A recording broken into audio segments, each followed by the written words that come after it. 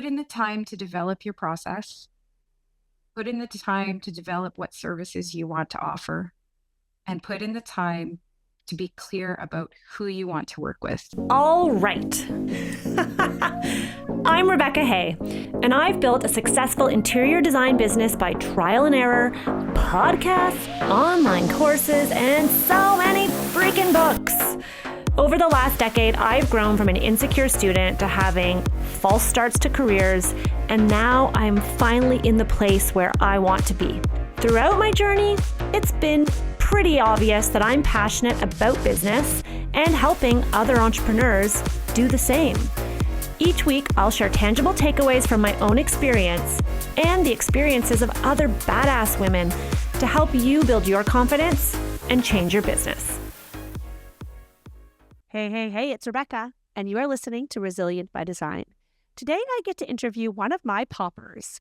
That is the nickname that we affectionately use for our students of Power of Process, and she is a dynamo. You are about to witness the most incredible 2-month transformation you've ever seen. Melissa, who actually goes by Mel, so we're going to call her Mel. Mel was born and raised in Halifax, Nova Scotia, but then she moved to Ottawa in 2003 to pursue her passion for interior design. She studied at Algonquin College, and she's been running MelMac Designs since 2008. She loves renovations, and she loves to reinvent in any space, especially kitchens and bathrooms. Work-life balance struggle is sometimes real for her. She's a mom of 2 beautiful boys, and so free time can often be spent at hockey rinks, baseball fields, or cooking for many family and friends. Many of us can relate. She runs an incredible design firm. She signed up for Power of Process this past February, March, and the conversation is recorded in May. So I'm not sure when you will be listening to this, but I just want you to pay attention to that. She took the course, and 2 months later, we had this call. I think you're going to be inspired by what she has done. Enjoy my conversation with Mel. Okay, here we go. Welcome to the podcast, Mel. It's Mel, right? Like it's Melissa, but it's Mel. Exactly. My name is Melissa, but since I was little, everybody's always called me Mel. So that's what I prefer. Yeah, thank you. Thank you. I love it when people tell me that because sometimes I'm like, oh, is that a nickname that's just for friends and family? So thank you for sharing that. You're welcome. Okay, so I'm excited to have you in the podcast. I just want to dive right into all the things. Before we do, just introduce yourself to my audience. So my name is Mel, and my business is MelMac Designs, and I'm based out of Ottawa, Canada. And I have been in the design world for 20 years, but solely independently running my own business for 15 of those. Wow, 15 years. Okay, Yeah. so that's why Goes fast. So you and I had a chat recently, and it was part of the coaching program, but it was part of Power of Process. And I was like, oh my gosh, I need to get you on the podcast because your story is such an inspiration. Oftentimes, I think that on the podcast, I bring in guests who have just started their business, but you haven't just started. So I'd love to hear your story a little bit. Like, were you always an entrepreneur? And if not, what were you doing before you decided to launch your interior design business? I knew going to school for design, my ambitions always were to be independent and run my own business. But after finishing in 2005, I wanted to gain as much experience in a couple different areas as I could, just to be more confident when I was ready to launch my own business. So I worked at a couple of furniture stores. I worked for Benjamin Moore for a period of time. I worked for a fabric and drapery store doing custom window treatments. And then I started at that time during those 5 years, slowly putting my name out there, getting my own clients. And then it got to a point when I was working part-time for somebody else and doing my own business part-time. And I remember being so stressed that I had more clients on my own than I really could handle working for somebody else during that time. And I remember calling my dad and just explaining to him how stressed I was. He's like, Mel, you just got to do it. You got to jump in. You got to go out on your own and just quit your job. I was like, yeah, but what if my phone stops ringing? Like this is my paycheck. This is paying my bills. He's like, you just got to go for it. So that night I wrote a resignation letter and I quit 2 weeks later and I've been on my own ever since. So he was Oh right. my goodness. He was a wise man. Always listen to your parents. Moral of the Yeah. story, right? Yeah, exactly. So Well, you were doing both. So that's interesting because like my experience was very different. I was working for a designer and then I left and, started with my first project, but you were juggling your own projects in addition to working. Were you working full time for the other business? in the beginning, yes, I started working full time and just sort of taking on little projects. When you, especially when I worked for Benjamin Moore, I would do in-home paint consultations, but then you've already got your foot in the door. You've already built a relationship and a trust with them. So they're like, oh, do you also, I'm looking at replacing some furniture. And I had worked at two different furniture stores. So I was like, yes, I can definitely help you with that. Um, so yeah, and then it just progressed that you start building a relationship and clients call you back or they refer you to friends. Or I was meeting different contractors. So then they would refer me to some of their clients. So it just sort of over time developed more on my own. I love that. So take me back to that moment. You said you called your dad. Take me back to the moment, or whether it's that specific day or another moment or time when you realized that like something had to change. Paint me a picture of like what was really going on day to day.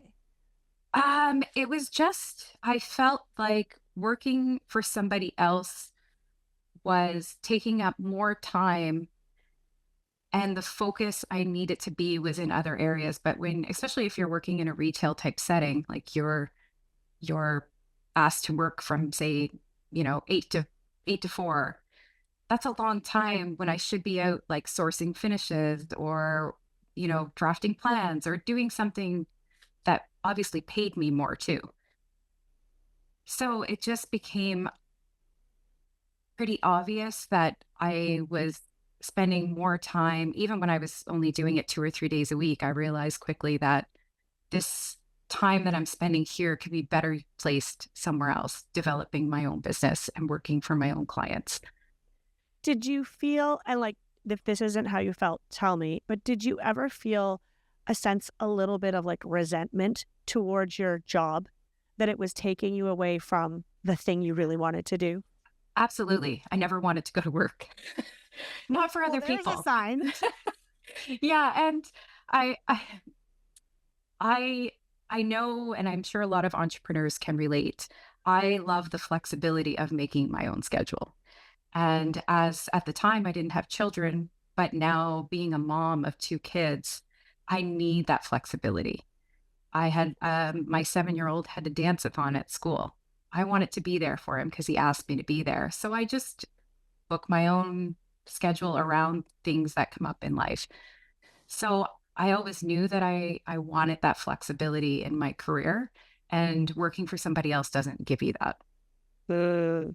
So that was impacting your daily life. Was this before you had kids? Definitely. Yes. Okay. Yeah, it was. But it was still just a shift of feeling stressed and feeling caught in a location that I knew I didn't want to be for 6 or 8 hours a day when I knew my time could be better used somewhere else. So how long were you doing both? Like what was that period of time of working retail, working other jobs, and then doing your own thing? Like was it a span of months, years? It was 5 years of juggling. Wow. Yeah. But I mean, it's 5 years, but it didn't start off really busy on my own. Just because you graduate school and you get a business card made and you set up a website does not mean your phone is ringing right away. So, I mean, it really took uh, a few years before I started the wheels in motion of running my own jobs and getting to the point that it was like, okay, I need to do part time for somebody else. So I still have a secure paycheck coming in because the thing about being on your own, you never know, your phone could stop ringing. And that fear of that was definitely always weighing on me. And then So it would just you, started. Yeah, sorry, sorry. go I ahead and was just going finish to the say it last just started sentence. getting busier and busier that I knew I needed to make change because it was, I knew I enjoyed being independent more. So, what would you say scares you the most about launching out onto your own, like running your own business? Would it be the fear of the financial insecurity? That was what it was for me. Yeah, because you're still at the time I was single, so I didn't have a support system of like, okay, if this month it's my phone's not ringing, that's okay. My partner will, he's got the mortgage or he's got the phone bill, like I can do this. When you're on your own, it's it's you. So there's a lot of stress that goes with that, but it's also a motivational factor because you don't have that safety net in place. So you really got to work at it to make sure you're working each month. So sometimes it works for you instead of against you. So, tell me a little bit about your business today. What is it? What is the name of your business? I think you already mentioned at the beginning is MelMac Designs, right? But what Yeah. type of design work do you do? Well, thanks to your course, I have definitely shifted in the past 6 months. Um, Oh. yes, thank you. Um, Okay. Wait, we have to talk about the shift. Let's before we get to the shift, what were you doing then at the beginning when you first launched your business? What was the focus? everything. I would take on anything. It I would love that. be, Well, I yeah, focused on everything. yeah. If somebody wanted custom draperies, I would do that. If they wanted a paint consultation, I would go do that. Furniture for their space. Um, but what I really love is renovations. I love ripping a space apart down to studs and starting over. That's where I really enjoy working more than the soft finishes. And that's just through time that I've really discovered that I enjoy that process, just taking on more renovation projects. My husband now, how we met is he was a contractor and I was his designer many, many years ago on a couple of his projects.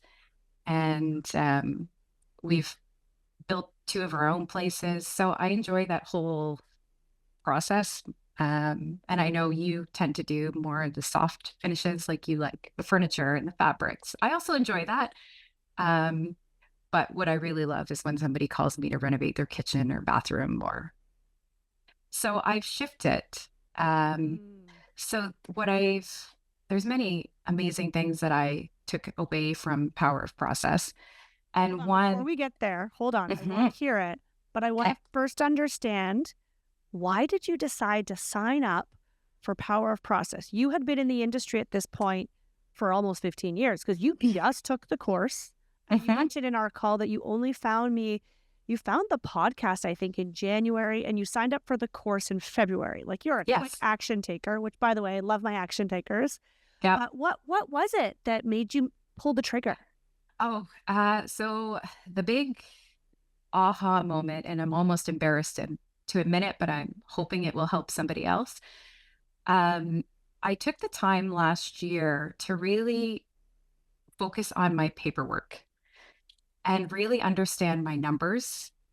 And I've always had an accountant, and I would just put them in a folder each quarter, and they'd get picked up and dropped off, and I'd sign here and pay what I needed to pay. And I never really took the time to understand it. And last year,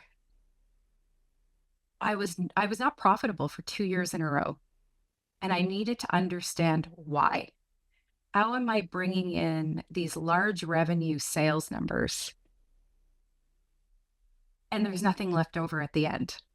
And even less than that, I actually was in the negative.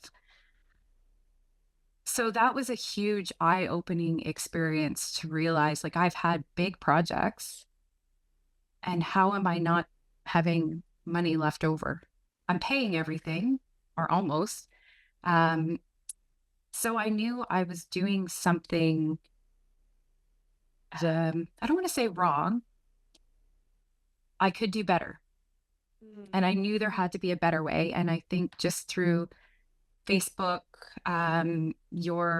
your name came up, and it was an advertisement, I think, for your podcast. So I started listening to that, and I was just like a sponge. Like there was so much information.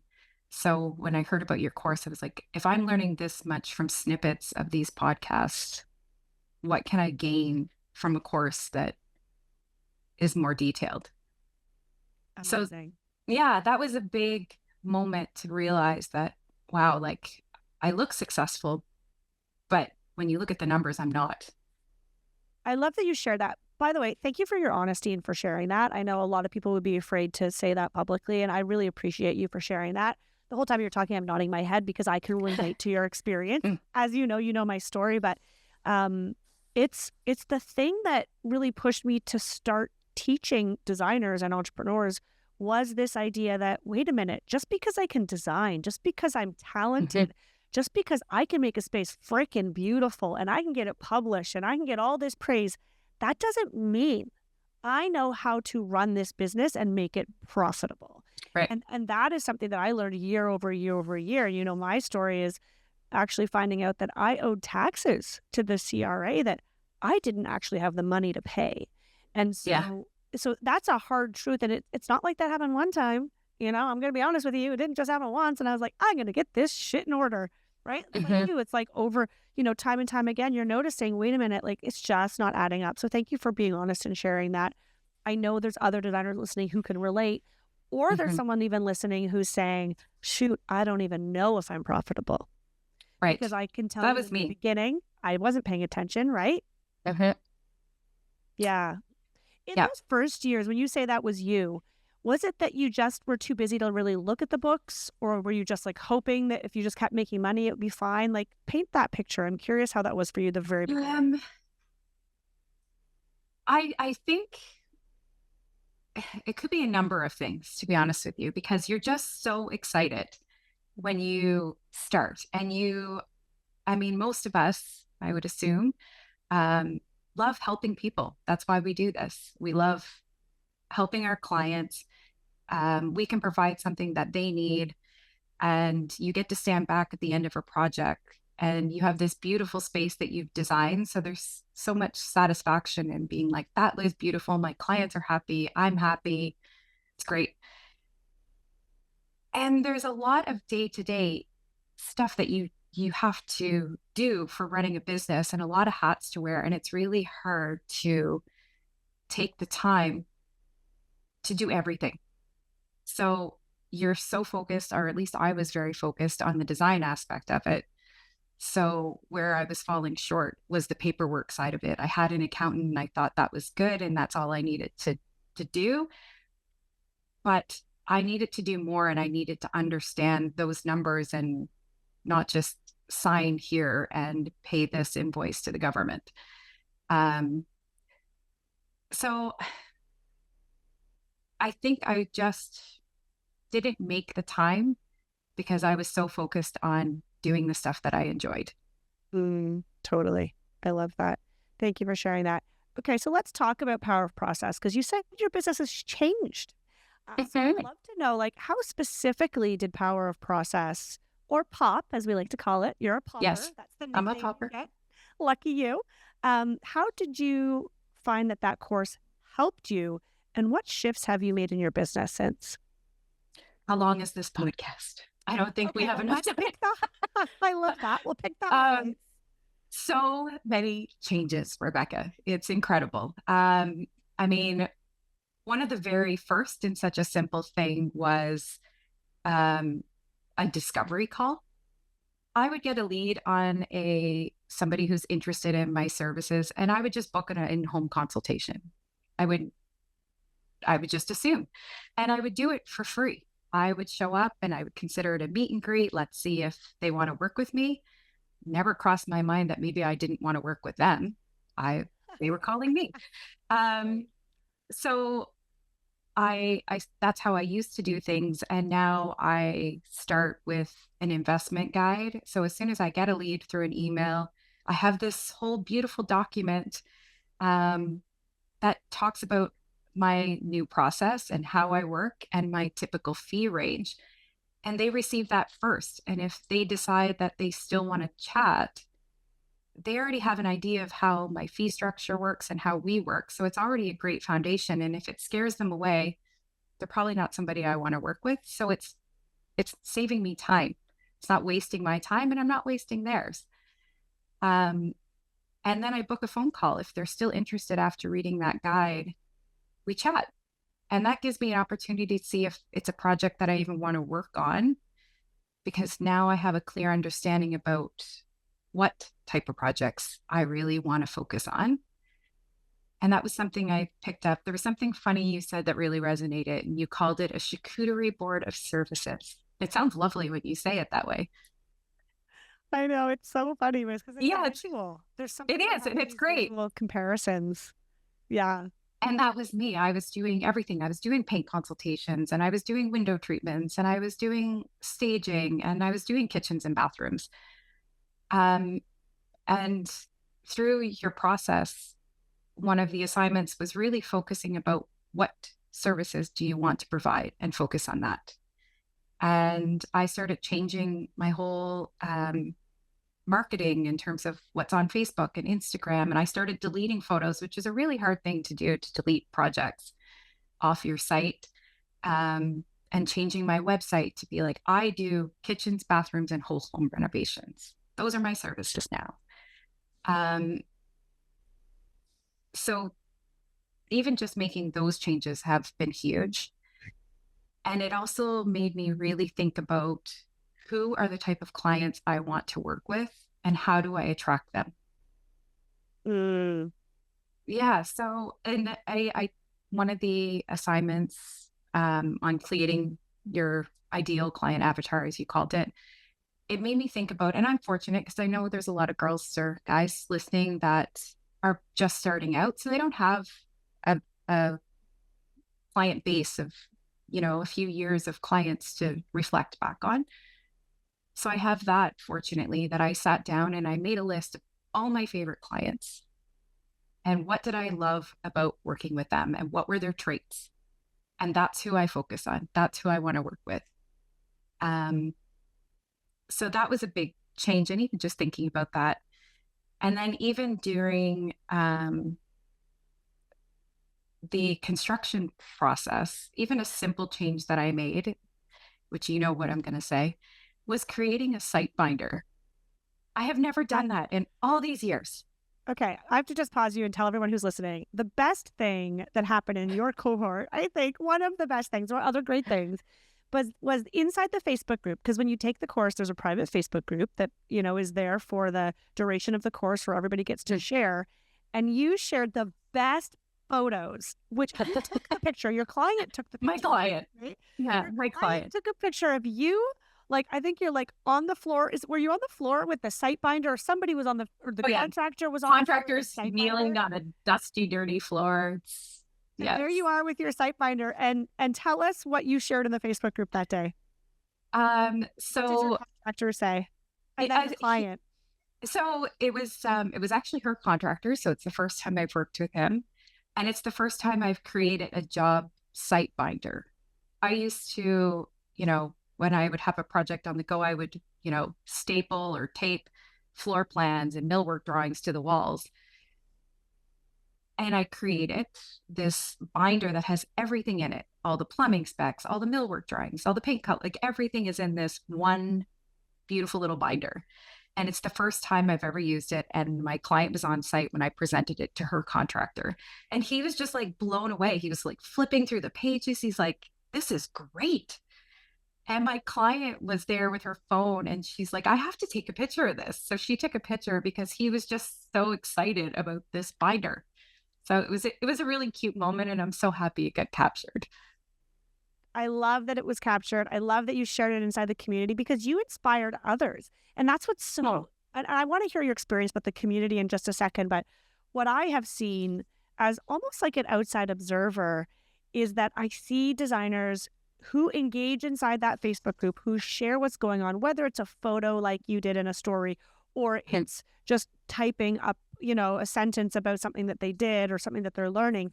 It inspires somebody else in the group to take that leap and to do that next thing. And so I know that so many designers were commenting and they were like congratulating you and saying how fun it was to see that, but they were also inspired to do their own.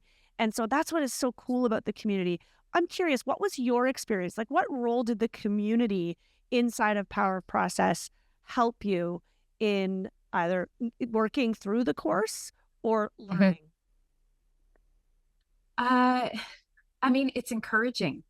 it's encouraging because I've been independent for all this time. I mean, I have uh, some girls working with me, and I've had some girls over the years, but for the most part, you're solo, and you get to make your choices on how you run your business. So hearing from other designers and knowing that you're either on the right track with certain areas, or hearing of other ways that they're doing things that could improve how you do things to make things better is so encouraging. And to know that some of my own insecurities about certain things, I wasn't alone. Some of the ways that I was feeling and or discouraged, I wasn't alone. There was other girls that had the same experience, and often when you shared or somebody else shared, it was so relatable. Yeah, totally. And we didn't mention, but part of that community piece is the breakout rooms on Zoom. So we have Hmm. Zoom calls, right? Where it's, yes, I'm there to answer questions, but it's also for everyone to connect in smaller groups. And the breakout Hmm. rooms is a great opportunity for people to even get to know each other further, share and connect. Would you say that that was a highlight of your experience? Because a lot of people say that. It may not be. I'm just curious. I did love them. Absolutely. Um, and depending on the group, because some groups I had girls that had as much or more experience than I did. And then I had other girls that were just starting out. So I felt like I could be in different roles in those two breakout areas. One is I was like an eager beaver listening to see what they had to say about what's working for them, and the process that they are in. And then the new girls, I felt like I was taking on a different role while I was sharing my experiences more. So it was helping them. So it was great to have both experiences in those breakout rooms. Yeah, actually, I'm glad you said that because it's something that I don't think about much. It's true. It's your opportunity, and you don't go into it thinking like, "Oh, I'm going to help other people," right? You go and you're like, "I'm Hmm. here to learn, and I'm going to take all this, and I'm going to improve my business." But in those calls, especially where you get to see people face to face, there's Hmm. people in there who are like yourself, 15 years into the business or more, and then there's Hmm. other designers who either only a couple years in or maybe haven't even launched yet, and so Right. there's such a breadth of knowledge and experience. And the new people come too with their own ideas and ways of doing things that the rest of us that have been doing this for a while wouldn't see. And so it's really kind of neat to see how everyone can help each other regardless of what stage you're at in business. Yeah, absolutely. No, I love that. And it was just great to be surrounded by like-minded people. Totally. Was there a turning point for you or an aha moment while you were taking the course? Was there a specific time where you got insight and you were like, OMG, this? Was it the charcuterie board moment? I mean, I had a few. One big one was you were talking about having an admin assistant and having somebody who comes to all your consultations and take your notes. And that was a huge aha moment for me because at the time, um, every morning I walk my dog with a girlfriend of mine who has been a stay-at-home mom for the past 13 years. She kind of helps her husband with his business, but she had been recently complaining about trying to get back into the workforce and trying to find an admin position. And I was just walking along every morning, listening to her talking about this and never registered. And then I went into one of your meetings and you were like, hire an admin assistant. It can be your daughter, your cousin, a girlfriend. And it was like, oh my gosh, why didn't I think of this sooner? And it's been game changing. It's such a simple thing and it's not a huge investment. She comes to all of my appointments, takes all of my notes. And what I find it's doing is it's creating a team type atmosphere for my clients to see, oh, she's coming as a team. And it also improves my client relationship when I'm in a consultation because now they have 100% of my full attention. I'm not trying to listen to them and take notes and look back up and take notes. I am completely focused on my conversation with them, and she's writing everything down for me. And after our follow up appointment, she types everything up and sends it to me in this great little key form, and it allows me to copy and paste and edit it out and put it in my fee proposal. So she's saving me so much time as opposed to reinventing the wheel every time of having to type everything out after a follow up appointment to give them the fee proposal and the overview. So that was like an aha moment to ask for help, and how much it improves everything else is game changing for me. I love when you shared that with me that you were like, oh my God, this person's like right in front of me. I can hire Every them. day. Just like Rebecca suggested. Like, I don't need them to be like a junior designer. They just need to take notes at the console. You were like, Oh, like, and she has zero design experience. She's not coming from a design world. Her background was in medical field. So for anybody out there that was in a position or is even thinking about it, um, it think outside the box. It doesn't have to be somebody that's another designer that you can hire. And she's been wonderful. I love it. So I love it. mhm, Okay. So when we chatted, so it's currently we're recording this in May. The course started in March. mhm, So let's just do some math. April, May. So that's what, 2 months yeah, since starting the course. mhm. Maybe if we want to be generous, we could say 2.5 months. Um, and like it sounds to me like your business is already transforming. Could you maybe Huge. share one of your recent biggest achievements and maybe paint a picture for us of what it looked like?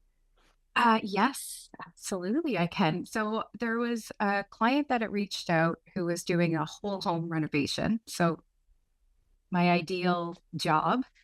Um, and I did the whole new process of here's my working with us.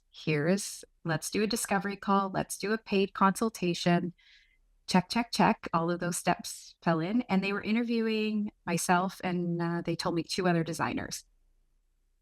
So part of my other process is I do flat fees. So before a client agrees, I send them a fee proposal.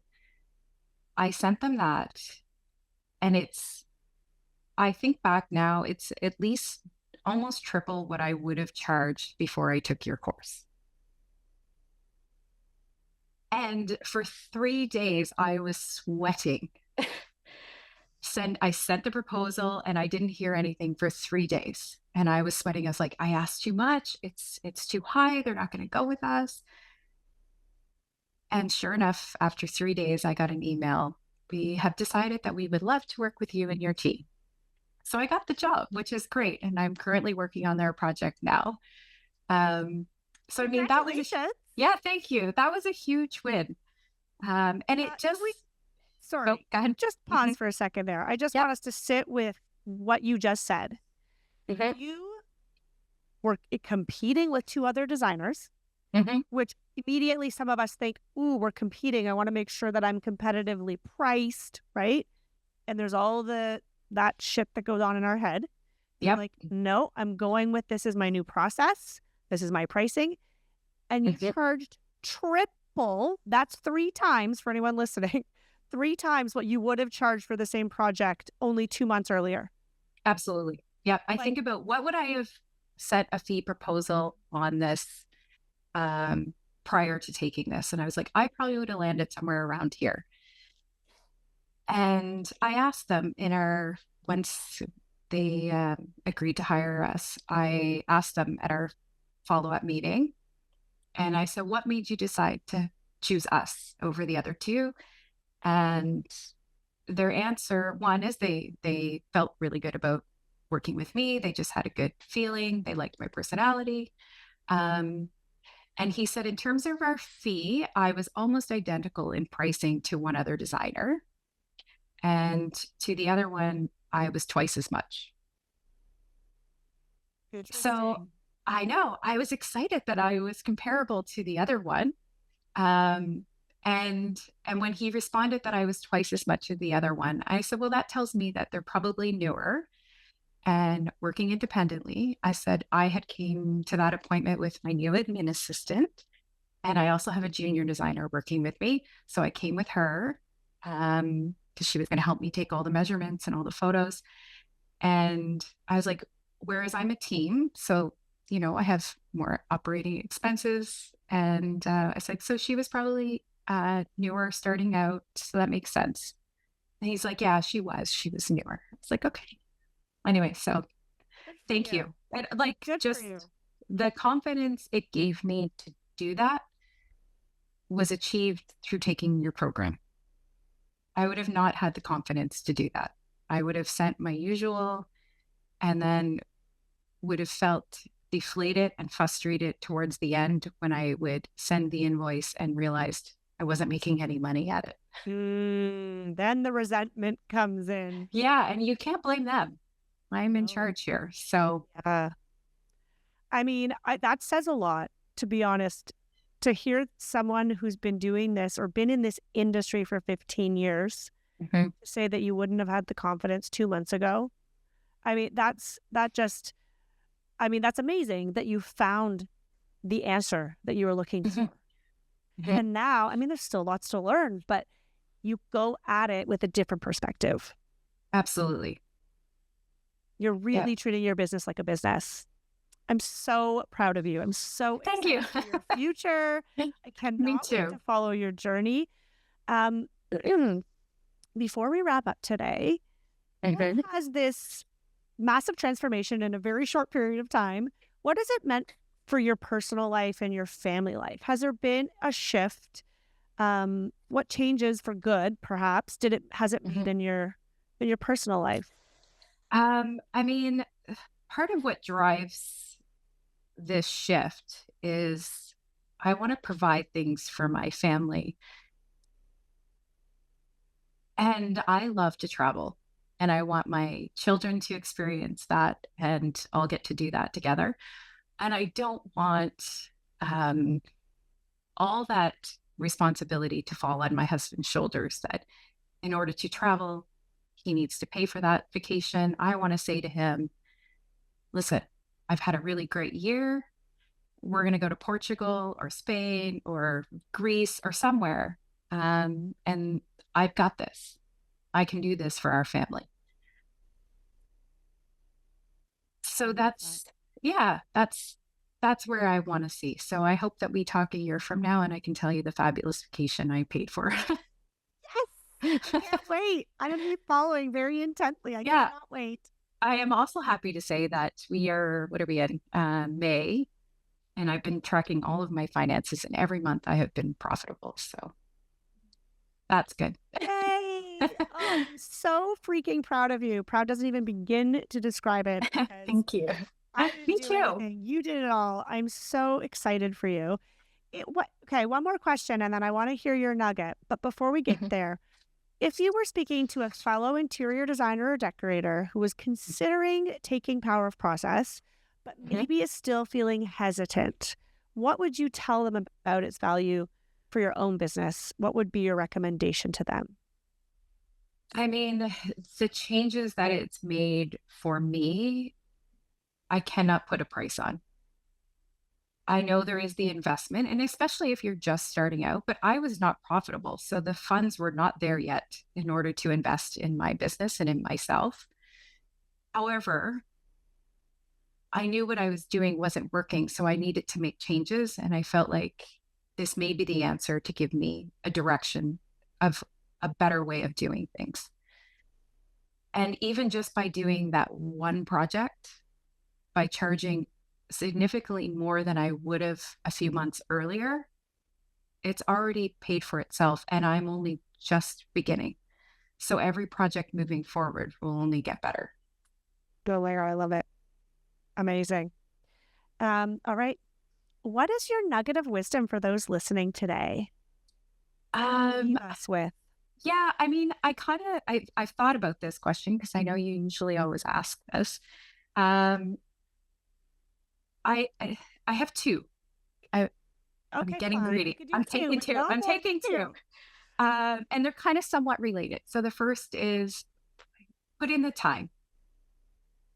Put in the time to develop your process. Put in the time to develop what services you want to offer, and put in the time to be clear about who you want to work with. And my second would be value your time and who you give it to and how you spend it above anything else. Because you can't get it back once it's gone. And how we spend it will determine so much of our happiness and who we spend it with. So work with clients that make you happy and that really appreciate you and your value that you bring.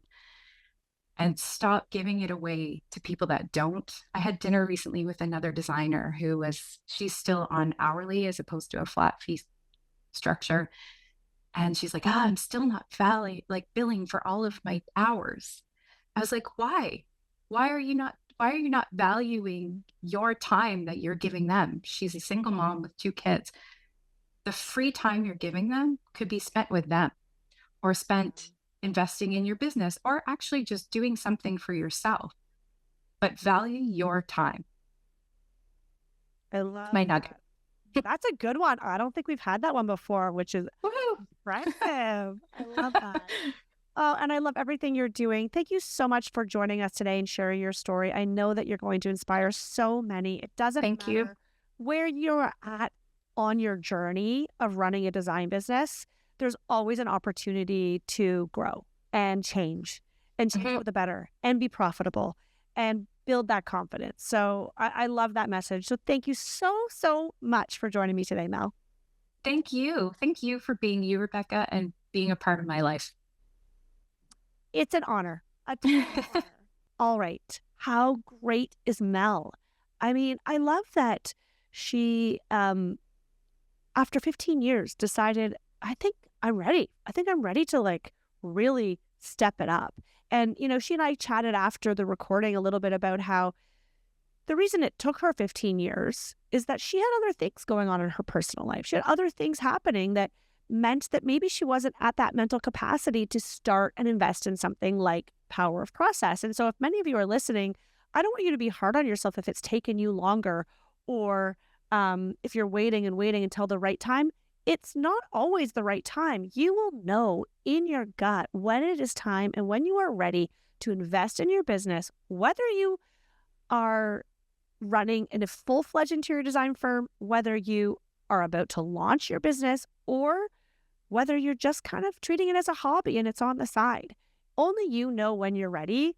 If you're listening to this episode, though, my guess is you're intrigued by the transformation that is possible. You are intrigued by the fact that in only 2 months, someone can make that many changes in their business. Imagine if you had the blueprint I share inside Power of Process from the get-go. Imagine if that's you right now and you're just starting out. You are so lucky. I wish I'd had something like this when I started my design firm. And if you're further along like Mel, there is still hope for you. She tripled her design fee, guys. I didn't even do that when I started implementing a process. This just goes to show the power of when you get your business system set up, when you feel like this is organized, this is professional, you show up more confidently. And that's when the change happens. So if you are ready to invest in your business and join us inside Power of Process, I am so excited to welcome you into the next cohort. It's going to be amazing. It is going to be the transformation that you want it to be. Ultimately, it will be what you need. You will put in as much as you want, and you'll get out whatever you put in. It is one of those courses that is there to support you. I am there to hold your hand. You can't get it wrong. I will literally walk you step by step in our Zoom calls. In the breakout rooms, you'll have the support of the other designers. There's also the Facebook group and all of the recorded modules and lessons. There are dozens of lessons in this course that walk you step by step how to do exactly what Mel has done. If you're ready to take the plunge and join us for this session of Power of Process, go on over to RebeccaHay.com/Power of Process, and you can join us, and I will see you in the Zoom soon.